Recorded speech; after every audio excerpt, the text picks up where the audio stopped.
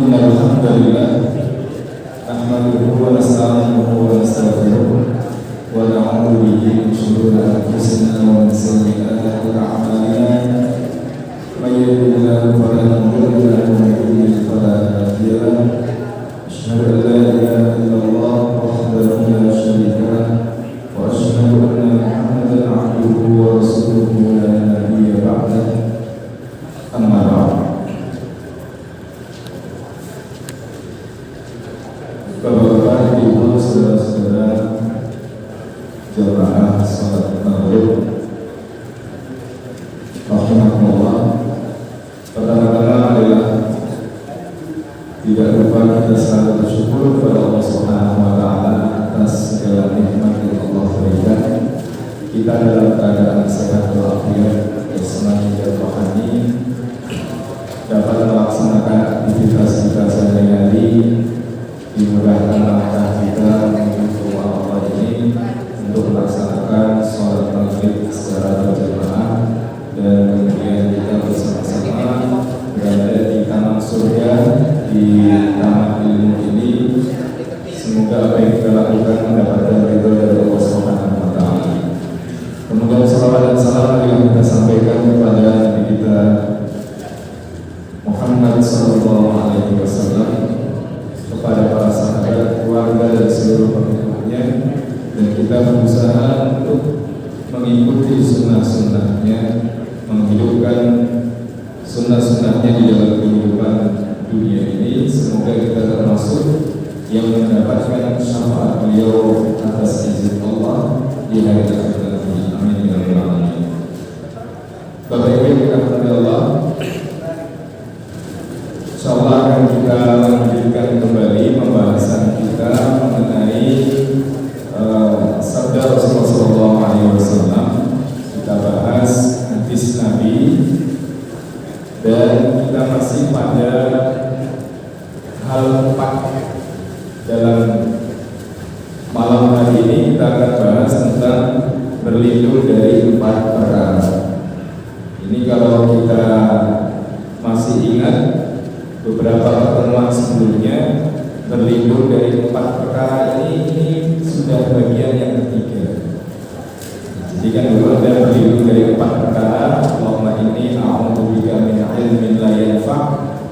Kemudian yang sebelumnya itu berlindung dari 4 perkara, doa setelah tahiyat akhir sebelum salam, dan sekarang juga berlindung dari 4 perkara. Ini artinya ada beberapa hal yang memang perlu kita waspadai di dalam kehidupan di dunia ini. Dalam pertemuan yang pertama dulu terkait dengan masalah ta'awuz ini, berlindung kepada Allah.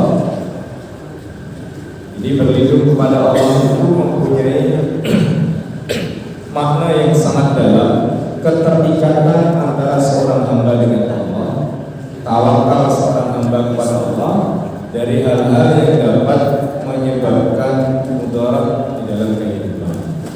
Ta'awuz atau isti'adah, minta perlindungan kepada Allah, tidak hanya ketika kita akan membaca Al-Quran, ketika kita akan sholat, kita membaca a'udzu billahi minasyaitonir rajim, tetapi ternyata dalam banyak hal kita diajarkan oleh Rasulullah SAW terhadap hal-hal yang dapat memberikan mudarat dalam kehidupan kita.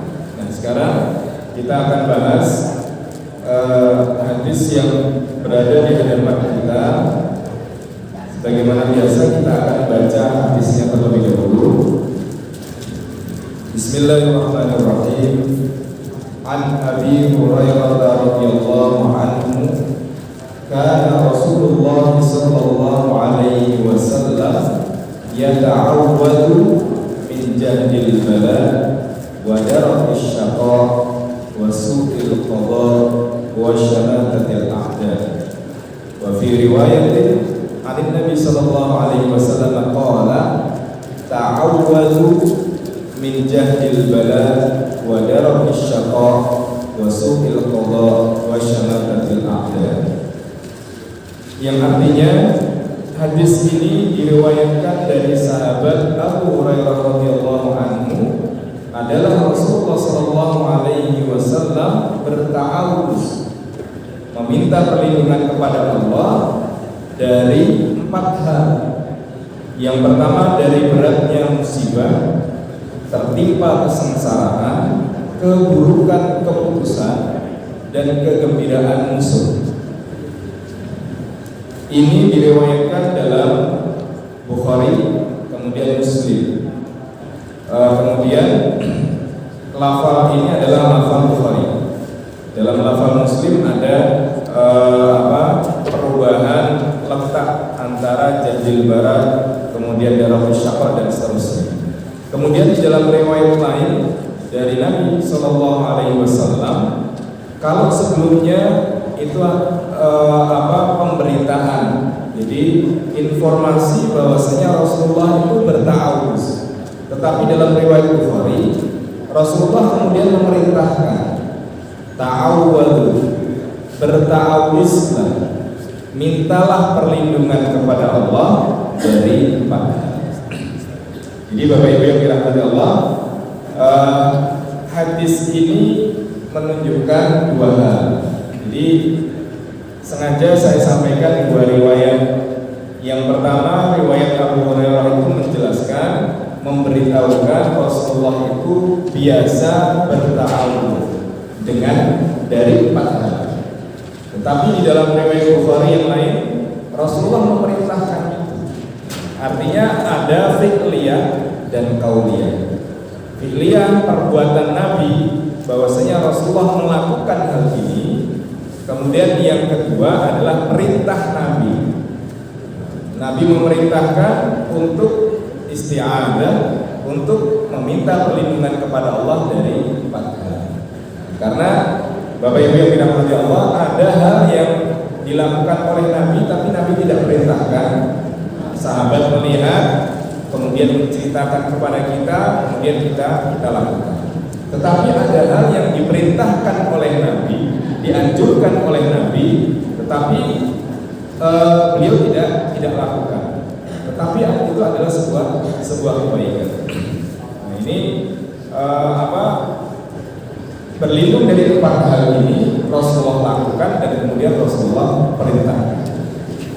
Kalau ini kemudian dalam bentuk doa, jadi dalam bentuk doa itu kemudian bahasanya atau lafalnya seperti ini: Allahumma inni a'udzubika min jahdil bala wa darakis syaqqa wa su'il qada wa syamatatil a'da.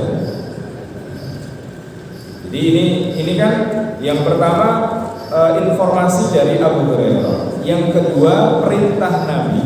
Nah, maka kita menjalankannya dengan doa Allahumma inni a'udzubika min jahdil bala wa darakis syaqqa wa su'il qada wa syamatatil a'da. Bapak Ibu yang dirahmati Allah, sebelum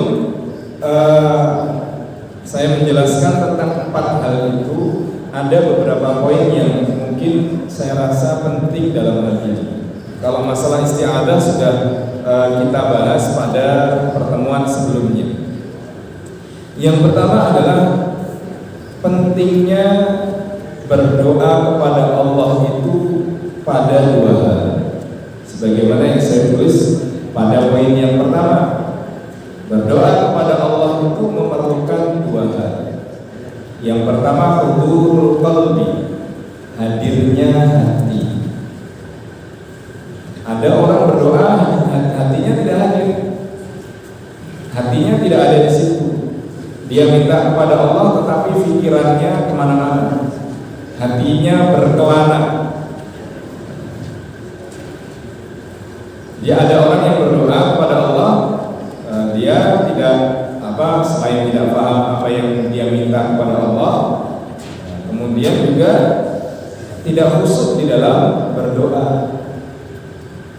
Padahal doa itu hubungan manusia dengan Allah.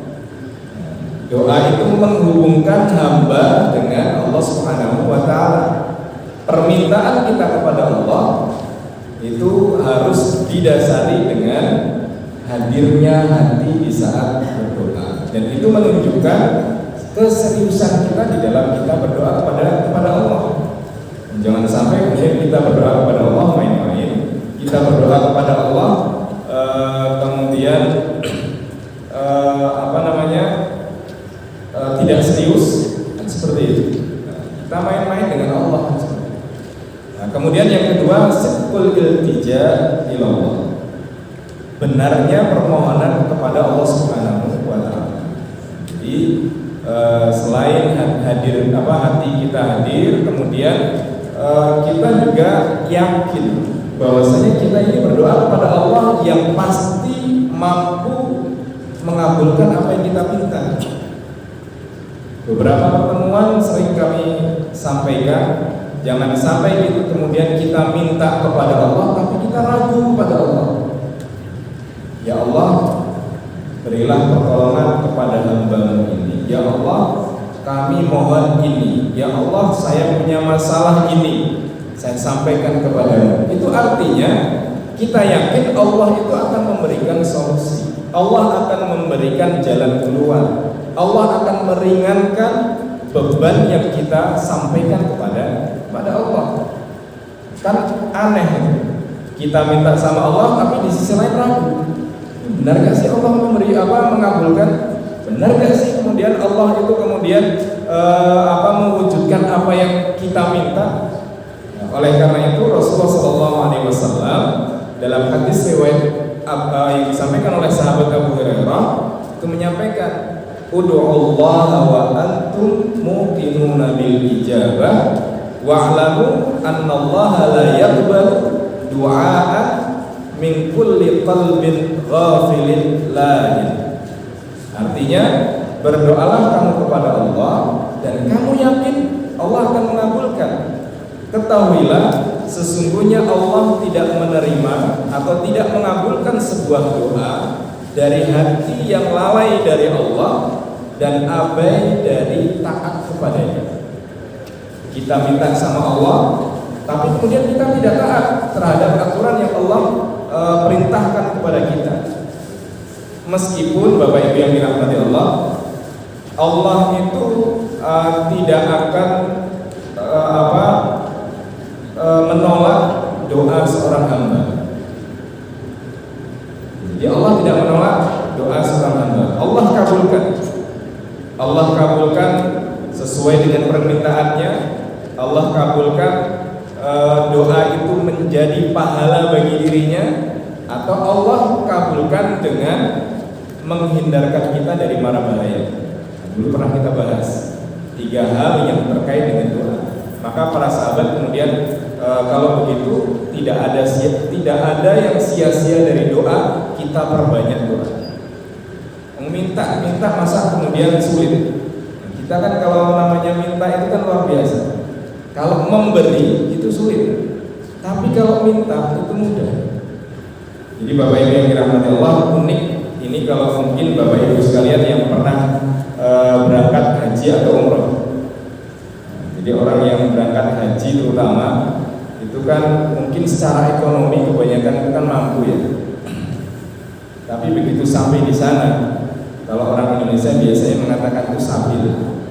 Dia ada dermawan, apakah pakai mobil atau pakai truk, itu kan biasanya banyak ngasih bantuan itu. Kalau di sini mungkin malu, di sana rela antri meskipun yang dibagi hanya sekedar roti. Itu ramai itu. Yang penting ada pembagian, antri. Kemudian apakah jus yang dalam kotak segini, pokoknya senang antri di sana.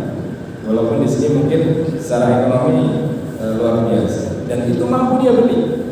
Nah, ini menandakan meminta, menengadahkan tangan itu lebih mudah daripada memberi. Rasulullah menyampaikan tangan di atas al-yadul ulya khairun minal yad sufla. Tangan di atas lebih baik daripada tangan di bawah, karena tangan di atas itu berat.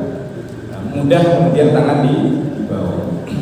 Nah, ini maka kemudian Allah sampaikan Allah tidak mengabulkan doa lalai dari Allah, kemudian mengabaikan aturan-aturan dari Allah Subhanahu wa taala. Oleh karena itu di dalam surat Al-Fatihah yang selalu kita baca, kita berikrar iyyaka na'budu wa iyyaka nasta'in. Kepadamu ya Allah kami beribadah dan kepadamu kami memohon pertolongan. Ibadah dulu baru kemudian memohon pertolongan. Bapak Ibu yang dirahmati Allah. Kemudian yang kedua, ini yang kedua, berdoa dengan dengan doa yang ada di dalam Al-Quran maupun yang diajarkan oleh Rasulullah SAW itu lebih utama daripada berdoa dengan yang selainnya. Berdoa dengan doa yang ada di dalam Al-Quran maupun berdoa dengan doa yang diajarkan oleh Rasulullah SAW itu lebih utama daripada dengan bahasa yang lainnya. Meskipun kalau doa di dalam Al-Quran kemudian sulit kita hafalkan, sulit kita mengerti, ataupun doa yang diajarkan oleh Rasulullah SAW itu juga sulit kita hafalkan, kita berdoa dengan bahasa kita sendiri itu diperbolehkan. Karena kadang-kadang ada yang doa dari Quran tidak dibaca, doa yang diajarkan oleh Nabi tidak dibaca, kemudian doa yang kita karang sendiri, atau kemudian tanpa mengabaikan kebaikan doa yang diajarkan oleh para guru-guru kita. Nah ini bagaimana kemudian prioritas kita di dalam berdoa juga seperti itu. Maka di sini kemudian kami sampaikan, tetapi jika memberatkan dan menghilangkan kekhusyuan, misal kita berdoa dengan bahasa Arab sulit difahami atau kemudian sulit untuk dihafalkan, maka berdoa dengan bahasa yang kita pahami itu juga baik. Karena hakikatnya berdoa adalah permintaan kita kepada Allah. Jadi doa itu permintaan kita kepada Allah. Bapak Ibu yang dirahmati Allah. Nah, kemudian tentang pembahasan 4 hal yang diminta kita untuk berlindung kepada Allah dari 4 hal ini. Yang pertama adalah min jahdil bala, berlindung dari beratnya musibah. Berlindung kepada Allah dari beratnya musibah. Tidak ada orang yang hidup di dunia ini tanpa kemudian menghadapi musibah. Musibah itu ma yusibul muslim min khairin aw syarrin. Musibah adalah sesuatu yang menimpa orang yang beriman, sesuatu yang menimpa seseorang, baik itu kebaikan maupun keburukan. Jadi musibah itu ada yang baik, ada yang buruk. Nikmat itu menjadi sebuah keberkahan, tetapi nikmat itu juga ujian dari Allah. Ketika tidak bisa melewati ujian nikmat dari Allah, maka itu akan menjadi musibah. Keburukan itu adalah ujian dari Allah. Ketika tidak bisa melewati ujian keburukan ini akan menjadi musibah. Tetapi ketika bisa melewati ujian keburukan itu, maka akan menjadi pahala dan keberkahan dia di hadapan Allah Subhanahu wa taala. Oleh karena itu kalau di dalam Al-Quran, di dalam surat Al-Baqarah yang terakhir itu kan ada sebuah doa yang diajarkan Allah Subhanahu wa taala kepada kita. Di antara ini saya potong doanya, Rabbana wa la tuhammilna ma la taqata lana bihi. Ya Allah, jangan Engkau bebani kami dengan sesuatu yang kami tidak kuat. Jangan Engkau bebani kami ya Allah dengan sesuatu yang kami tidak kuat. Kita minta sama Allah seperti itu. Dan Bapak Ibu yang dirahmati Allah, apa yang menimpa kita itu sebenarnya Allah menguji kita bahwasanya kita kuat dengan ujian itu. Ketika kita bisa melewati ujian dari Allah Subhanahu wa taala, maka kita akan mendapatkan pelajaran yang sangat luar biasa. Cuma kadang-kadang baru permukaan ujian kita sudah mengeluh, ya Allah, ujian yang Engkau berikan kepada saya, pada kami begitu banyak, kami gak kuat. Kenapa si A, mohon maaf, kita hanya membandingkan dengan orang lain. Kenapa si A yang gak pernah ibadah? Kenapa si B yang gak pernah sholat? Kenapa si C yang gak pernah sedekah tidak Engkau berikan ujian sebagaimana ujian kepada saya? Padahal saya sudah ini dan itu dan lain sebagainya. Padahal kita mungkin juga tidak tahu bahwasanya setiap manusia itu akan diuji oleh Allah Subhanahu wa Ta'ala. Cuma ujian itu kan berbeda-beda. Ada orang yang menampakkan ujian yang diberikan Allah, ada orang yang kemudian tidak menampakkan ujian yang dia hadapi kepada orang lain. Maka anjuran Nabi tabassumuka fi wajhi akhika shadaqah itu salah satunya berlaku dalam hal-hal seperti ini, Bapak Ibu. Senyummu kepada saudaramu itu sedekah.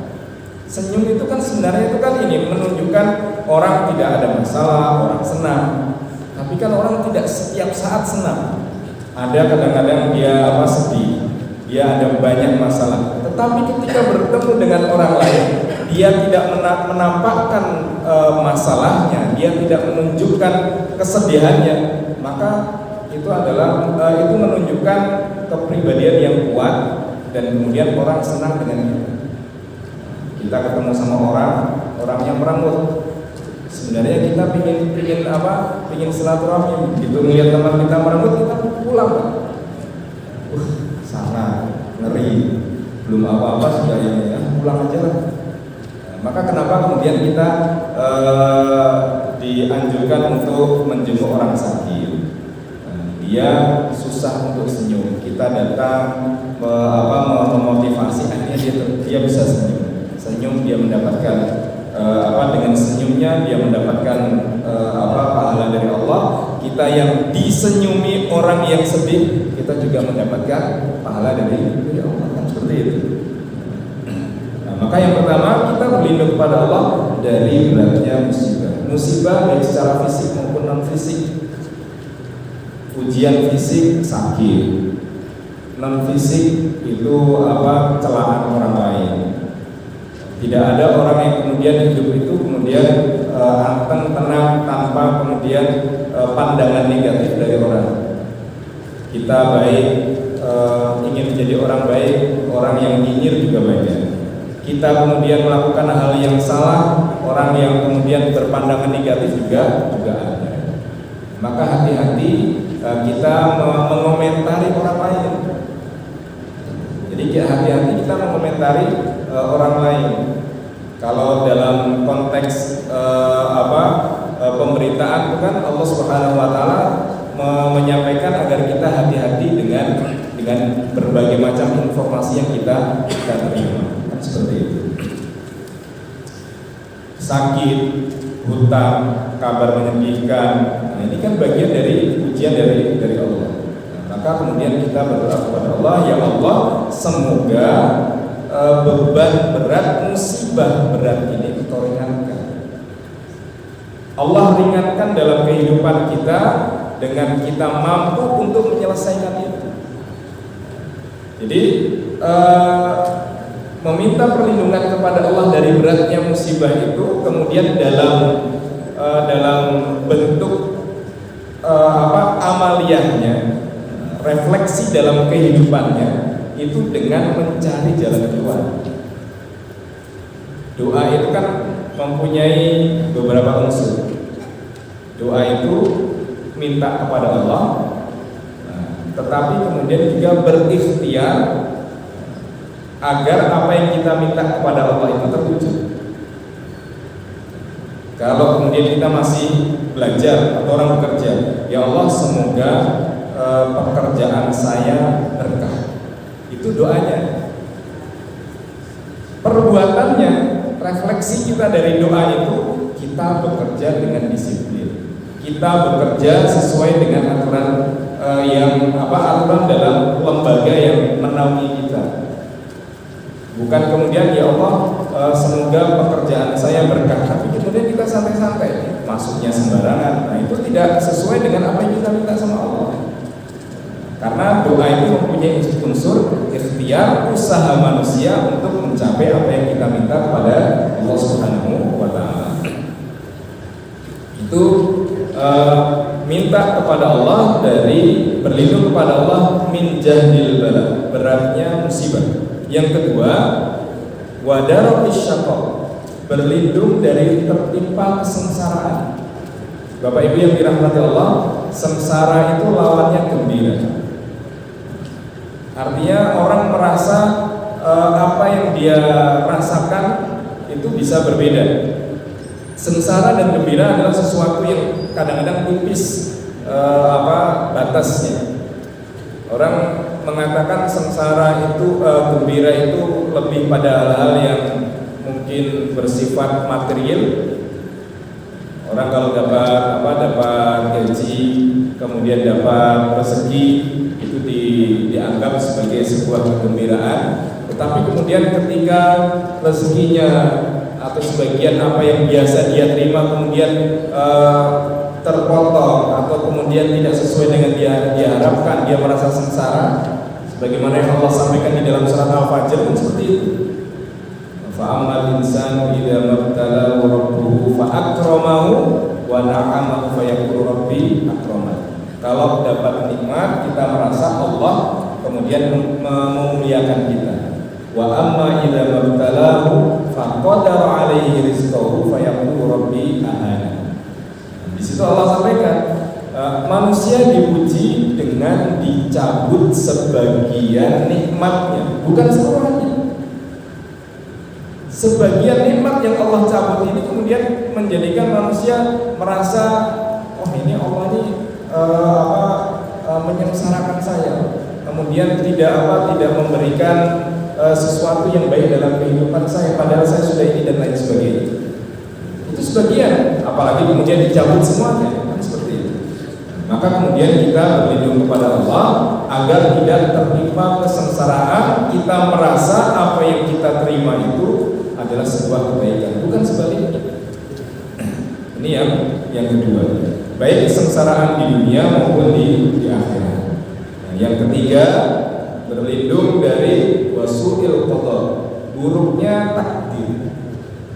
Jadi buruknya takdir. Takdir itu memang sudah keputusan dari Allah Subhanahu wa Ta'ala. Apa yang Allah putuskan, insya Allah yang terbaik bagi kita.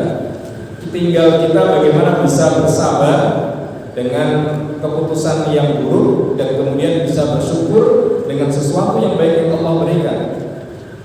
Tetapi juga kita berlindung kepada Allah dari buruknya keputusan yang akan kita lakukan. Kan kita ini dalam ketika kita bekerja ada banyak keputusan yang harus kita lakukan. Maka kita minta kepada Allah agar ketika kita mengambil sesuatu, keputusan sesuatu itu adalah kebaikan. Maka kemudian kita disunahkan sholat istikharah. Jadi Bapak Ibu yang dirahmati Allah, sholat istikharah bukan pas mau nyari jodoh. Jadi sholat istikharah kita mencari pekerjaan, sholat istikharah. Kemudian mau memutuskan sesuatu, sholat istikharah. Anaknya mau sekolah ke negeri atau ke pesantren, sholat istikharah.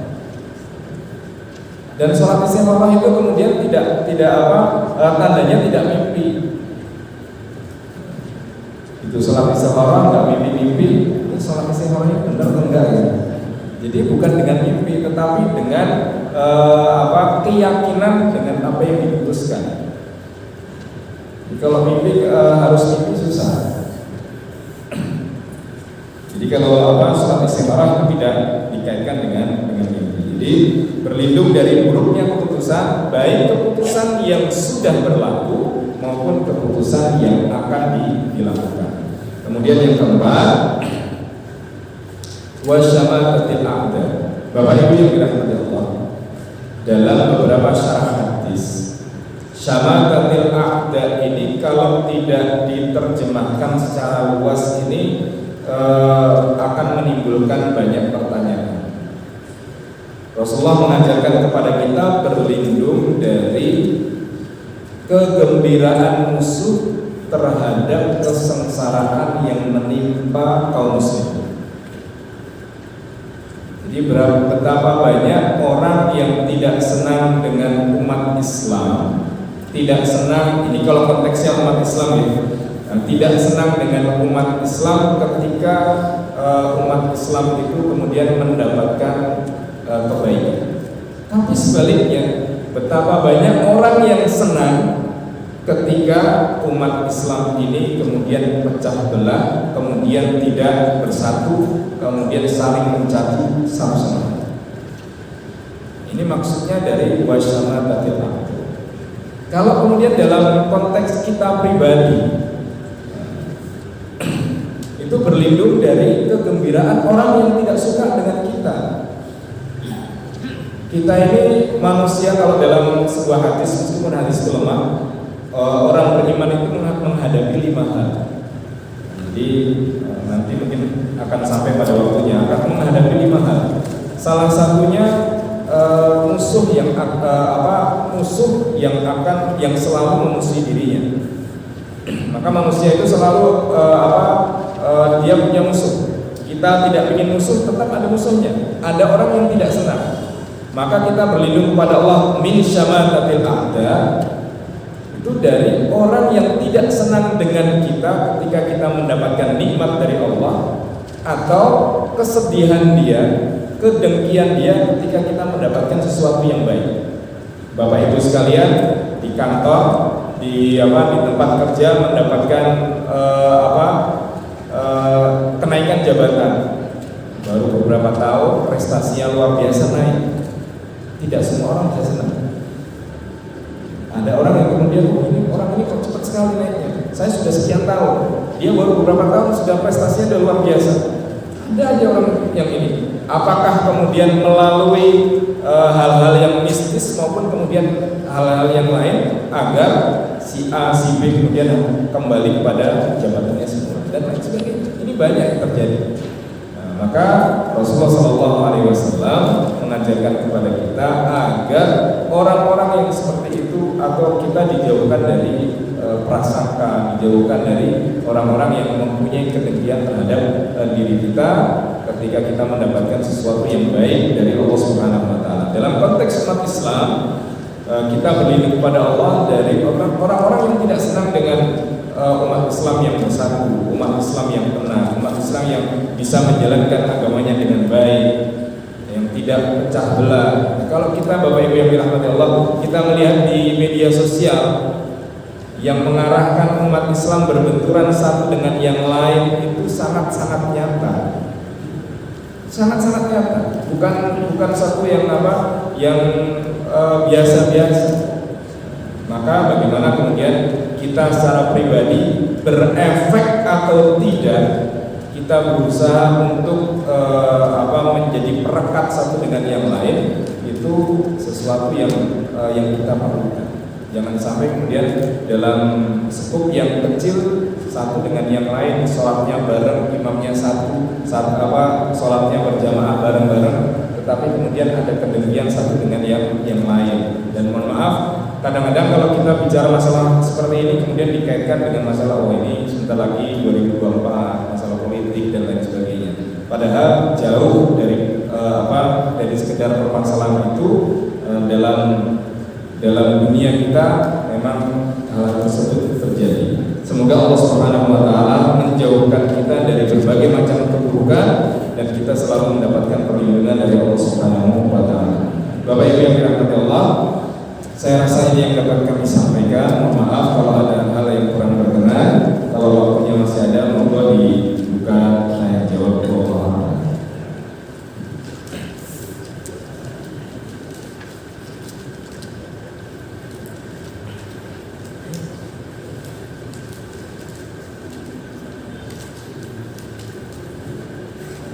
Assalamualaikum warahmatullahi wabarakatuh. Alhamdulillah kajian hari ini bagus sekali dan padat. Tapi saya ambil bagian yang terakhir dari statement Ustaz, bagaimana menjadikan apa yang kita lakukan itu bermanfaat, berefek atau tidak. mengikuti kajian, semuanya bagus. Tapi kenapa kemudian ketika seseorang keluar dari majelis, ketenangan dan lain sebagainya, seperti seolah-olah tidak berefek. Ini sebenarnya indikasi apa dan bagaimana kemudian kita melakukan treatment untuk menyikapi hal tersebut. Terima kasih. Assalamualaikum warahmatullahi wabarakatuh.